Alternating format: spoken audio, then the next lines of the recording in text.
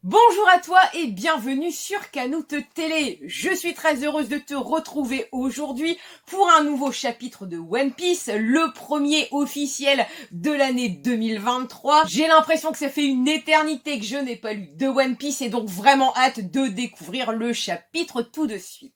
Si tu es fan de manga et de One Piece, n'hésite pas à t'abonner, merci pour ton soutien.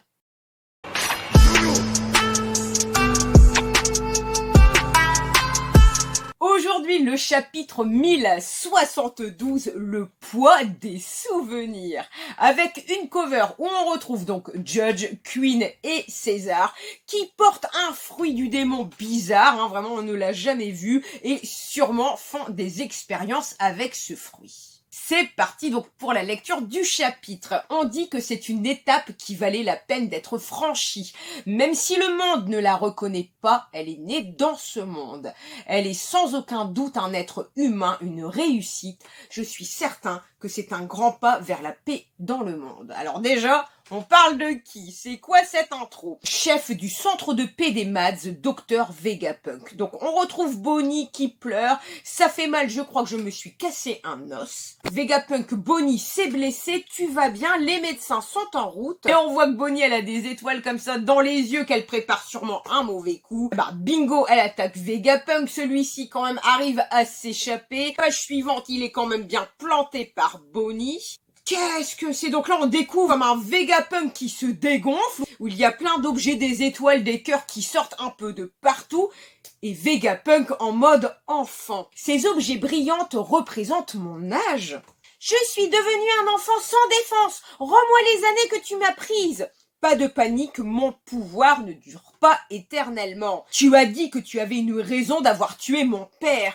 Mais Bonnie, si je te dis la raison, tu vas... Et on retourne sur Redline. Kuma a commencé à grimper Redline. Il ne pourra jamais atteindre le sommet. Si je te le dis, tu vas souffrir. Et Kuma, comme ça, est en train de gravir donc cette même paroi du World Gouvernement, comme l'ancien guerrier d'il y a 400 ans. J'ai fait une promesse à Kuma. J'ai promis de ne jamais le dire, quoi qu'il arrive, ce qui provoque encore la colère de Bonnie. Donc t'as une raison, mais tu ne vas pas me la dire. Arrête de te moquer de moi. Tu crois que je suis stupide?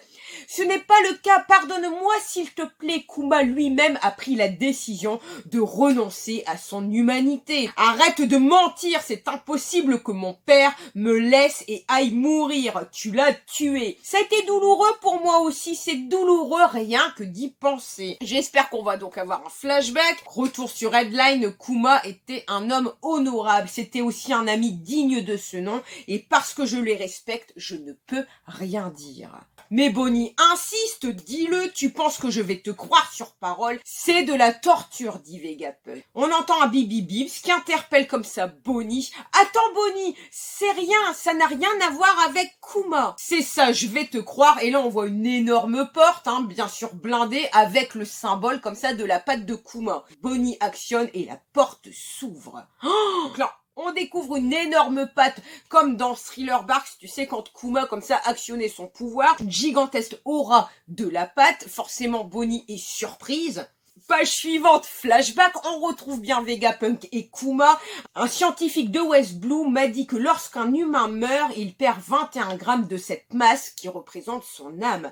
Vraiment intéressant, ceci prouve que l'âme existe. Attends, avant de continuer la lecture, j'espère juste que Kuma n'a quand même pas perdu son humanité juste pour prouver une théorie de l'âme de 21 grammes. Avant de reprendre la lecture, on voit quand même que Oda s'appuie sur des faits réels. On constate que déjà Oda a donné l'apparence de Albert Einstein à Vegapunk, et là maintenant cette histoire de 21 grammes, c'était une théorie du scientifique McDougall qui a fait donc des expériences sur plusieurs corps humains afin de prouver que lorsqu'on était mort, l'âme pèserait 21 grammes. Retournons à la lecture du chapitre. Vegapunk, tes pouvoirs rendent la douleur réelle. Tu peux transformer les signaux nerveux en une sorte d'énergie tangible que tu peux transférer à quelqu'un d'autre.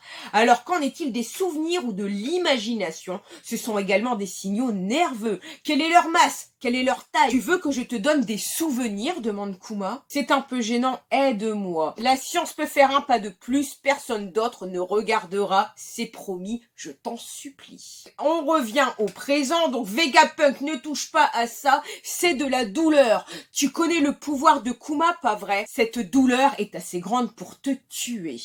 Et ce chapitre est super bien écrit car donc du flashback on revient au présent, en parallèle on a Kuma qui se fait shooter, ne le laissez pas arriver à Marie-Joise, abattez Kuma. La page suivante, cette énorme patte, donc ce sont les souvenirs de mon père, n'est-ce pas? Bonnie est tenté de toucher donc les souvenirs. On revient au Mugi avec Nami, est-ce que Rob Lucci est monté? Désolé, le système a quelques problèmes, heureusement que Zoro est là, il ne perdra pas. Mais Shaka précise, regardez de plus près, ils peuvent être désavantagés. La page suivante, juste devant le laboratoire, on a les Séraphines ont débarqué. C'est maintenant un 2v7 et ce sont les Séraphines les plus forts. Merde, ils les ont appelés pendant que la barrière faisait des siennes. Non, ils ne devraient pas arriver sur ordre du CP0. Shaka précise que pour différentes situations, les Séraphines ont été équipés d'une capacité de prise de décision. Ils évaluent la durée de la barrière. Ils ne les amènent même pas commandé. C'est aussi un problème pour le CP0 car nous sommes au-dessus d'eux dans la hiérarchie du commandement. Donc on voit bien que c'est la plus d'autorité du CP0, Sentomaru, Vegapunk et bien sûr au-dessus le Gorosei. Sanji, alors tu vas mourir avant d'avoir vu le One Piece tranche de cactus. Mes amis, mais vas-y, l'équipage aussi est dans le pétrin. Je suivrai tous les ordres de Nami, même si j'ai pas envie de le sauver. Franky, arrête ça, ça craint aussi pour nous. La page suivante, on retrouve Brook et Zoro. C'est quoi cette apparence? Demande Brook. Je crois que c'est la girafe, mais il a l'air différent, dit Zoro. Mais bon, quand je l'aurai tranché, son cadavre sera le même. Tranche-moi si tu peux, Roronoa, dit Kaku. Allez, et là on voit que Zoro se prépare, je te laisse le bateau, Brook, reçu. Il y a une grosse attaque de la part de Kaku, un Bigan, mais qui est contré quand même par Zoro. À cette impression que Kaku éveille son fruit, mais Zoro, j'ai combattu assez de bêtes dans ton genre à Wano, et j'en ai plus qu'assez. Bon, et donc là, forcément, une attaque et Kaku se retrouve au sol. Lucci, avant que Vegapunk ne sorte, détruisait le labo Séraphine. C'est pas bon, dit Shaka, ils vont détruire le labo. Donc là, il y a le Séraphine de Hawk et de Beer qui commencent à préparer une attaque et wow, une énorme explosion qui détruit complètement le labo de Vegapunk. Hey, calme-toi, terminons notre mission comme ça. La page suivante, c'est bizarre. On voit quelqu'un qui se retrouve sur le corps de Kaku. Quoi? Et là, on voit que Kaku, en fait, tombe à terre. Lucci commence à paniquer. Qu'est-ce que tu fais? Stussy, donc là on a une Stussy qui est transformée avec des ailes comme ça un peu de vampire. Qu'est-ce que je fais? Je viens de l'endormir. S'il te plaît Lucci, tu veux bien t'endormir? Quoi? Équipage des Rocks, clone de Miss Stussy Buckingham. Bucking s'écrit de la même façon que Bucking. Mads, succès de l'expérience de clonage numéro 1 Stussy. Elle sourit sérieusement et fin de chapitre.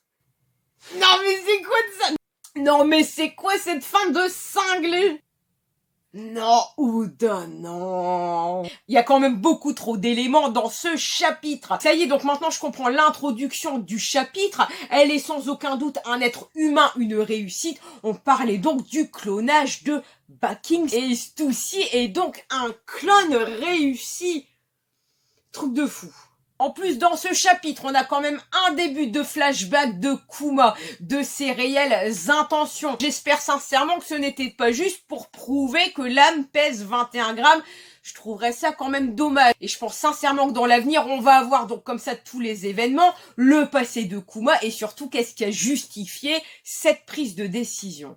Et le bonus, on a quand même eu la suite du combat de Kaku contre Zoro. C'est vrai que sur Wano, les ennemis étaient puissants, les ennemis étaient nombreux, et là maintenant, on voit la prise comme ça d'expérience, et très objectivement, on voit bien que Luffy comme Zoro ont largement fait le taf face à Rob Lucci ou face à Kaku.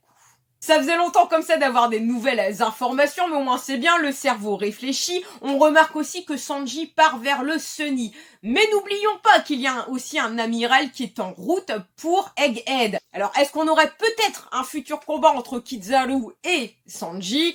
Perso, j'aimerais bien voir aussi le montée de niveau de Sanji. Et on va quand même finir le chapitre sur un excellent morceau de poulet, parce que si Oda commence comme ça à nous introduire des clones réussis, ça laisse la porte ouverte à toute théorie, à toute réflexion, et ça, j'adore ça. La reaction review est déjà terminée, n'hésite surtout pas à me donner en commentaire ton avis, tes théories, tes points de vue, c'est toujours un plaisir de vous lire.